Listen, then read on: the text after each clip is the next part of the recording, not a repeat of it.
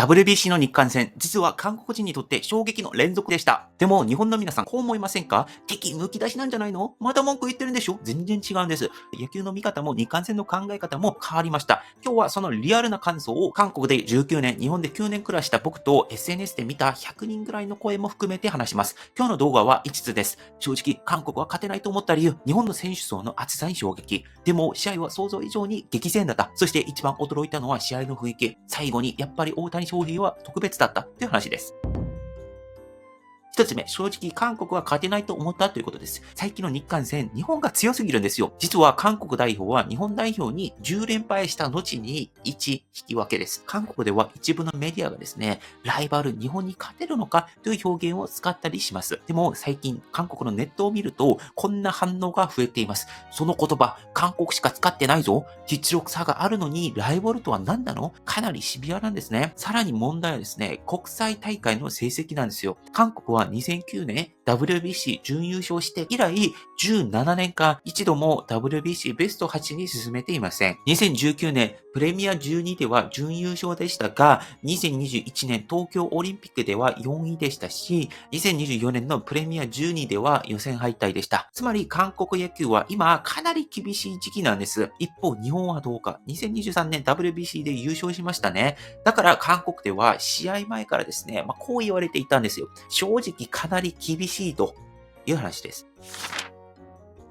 で、2番目はですね、選手層の違いに驚いたということです。スタメンを見た瞬間、韓国の野球ファンはこう言いました。これレベルが違うなんだと。例えば、日本、大谷、山本、菊池、村上、吉田、メジャーリーグでもトップクラスの選手ですよね。あるいは、大谷さんとか山本さんは世界で見てもトップレベルの選手なんですね。しかも驚くのは、打線の半分以上がメジャーリーグレベルの選手なんです。つまり、どこからもホームランが出てくる打線なんですね。一方、韓国はどうか、キム・ヘソン選手とか、イ・ジョンフー選手とか、メジャーリーグの現役だったりとか、昔投げてたピッチャーがいたりはします。ただ、本当に客観的に言うと、キム・ヘソン以外はメジャーリーグのトップスターとはちょっとだけ言い難いんですね。本当に客観的に言うと。さらに韓国代表の多くは KBO、韓国リーグ中心の選手なんです。国際大会になるとですね、球速も違うし、変化球のキレも違うし、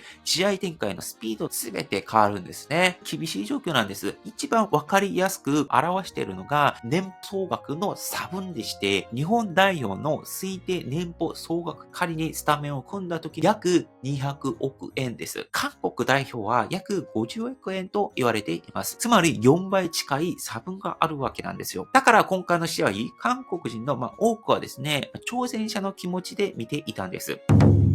3番目はですね、衝撃的な試合内容だったということです。今回の結果は、日本が8、韓国が6で、日本が勝ちました。これで韓国代表は日本に11敗1引き分けとなっております。数字だけ見ると、まだ韓国が負けた試合に見えます。でも今回、韓国の野球ファンの反応は少し違いました。理由はシンプルで、試合がとんでもなく衝撃的だったんですね。まず1回表、韓国がいきなり3点先制します。球場が一気にざわつきました。しかし、その裏、日本がすぐ反撃します。鈴木誠也選手は右中間のスタンドへ豪快なツーランホームランを打ちましたね。そして3回、今度は大谷選手が打球がもう夜の空に一直線でも同点ソロホームラン打ちましたよね。さらにその直後、鈴木誠也選手が右中間に2打席連続ホームラン、スタンド揺れますよね。そこに吉田選手のソロホームラン打って、日本が一気に試合をひっくり返しました。しかし韓国も簡単には終わりません。韓国が負けている時に大谷選手のチームメイトキム・ヘイソン選手が右中間スタンドへツーランホームランを打ったんですね。韓国の専門家たちもこう言っています。ここ数年の日韓戦とは違うと。しかも今回の韓国代表は20代中心の若いチームなんですね。今、世代交代の途中です。だから韓国ではこの試合をこう表現する人が多かったんですね。負けたけどよく戦ったということです。久しぶりに韓国野球に小さな希望が見えた試合だったんですね。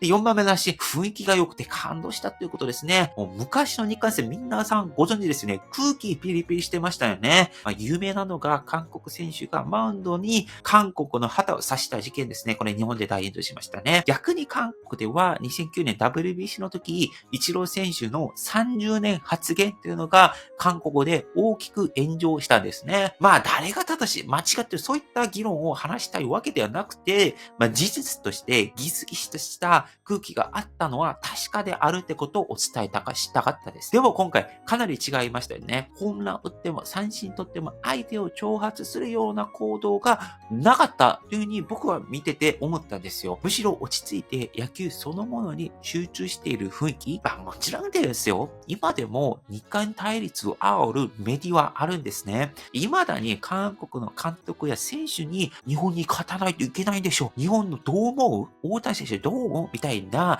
この一つでも発言間違ったらもうギスギスする、炎上するような、質問、未だに投げてると思うんですね。でも、韓国の代表チームも、この数年間は、僕が見ている限り、そのような挑発に乗らずに、どうすれば勝てるのか、そういったことを集中的に話していたんだと思うんですね。韓国の S でもですよ、もちろん、未だに、反日的な方は、おられるんですけども、僕が見た限りだと、多くの方々は、大谷選手、すごい、吉田さん好きだわ、日本の野球って丁寧だね、そういった話をしてるんですね。この民族っていう話じゃなくて、この野球という、スポーツとして、見ている。で、それで時代が変わったなっていうふうに感じた試合だったんです。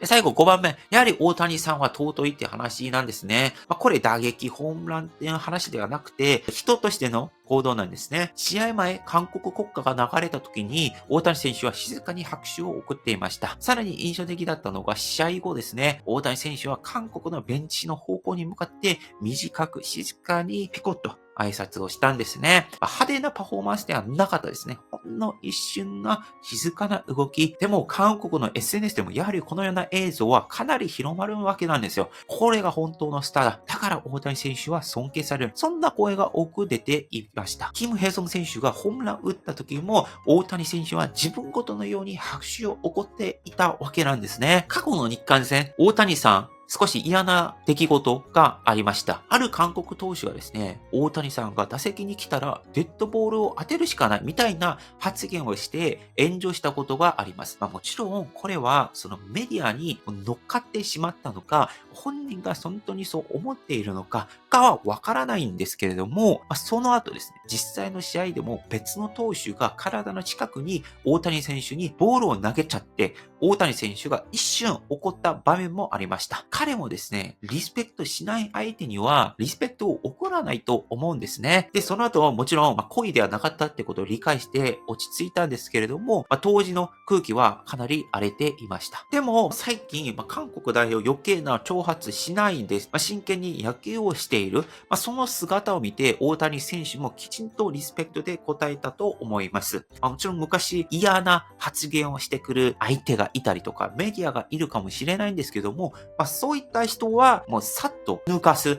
でも、リスペクトを送ってくれる、一人一人に対してはちゃんとリスペクトで答えるというふうに私にはそういったふうに見えたんですね。で、最後に伝えたいことがあって、韓国には日本が嫌いな韓国人がいて、日本には韓国が嫌いな日本人がいるじゃないですか。でも一方で、日本を心からリスペクトしている韓国人もいる。韓国をリスペクトしている日本人もいる。僕はですね、互いにリスペクトする人たちがもう強く繋がってほしいと思ってるんですね。皆さん、日本が嫌いな韓国人と向き合うより、日本をリスペクトする韓国人と向き合った方が、もっと健全で未来志向だと思いませんか？リスペクトされたらリスペクトを返す。大谷翔平選手はまさにそれを見せてくれたんじゃないかと僕は勝手に思っています。僕も一つ決めてることがあって、コメント欄で丁寧に話してくれる方、僕本当にそれずっと思いたいというふうに思ってますし、心の奥まで温かくなった気持ちがするんですね。僕はそのような方々に向けて恩返しをしたいと思いますし、頑張って動画を作って、もっと面白い話を伝えたいというふうに思っております。リスペクトくれたら誠実にもうリスペクトする。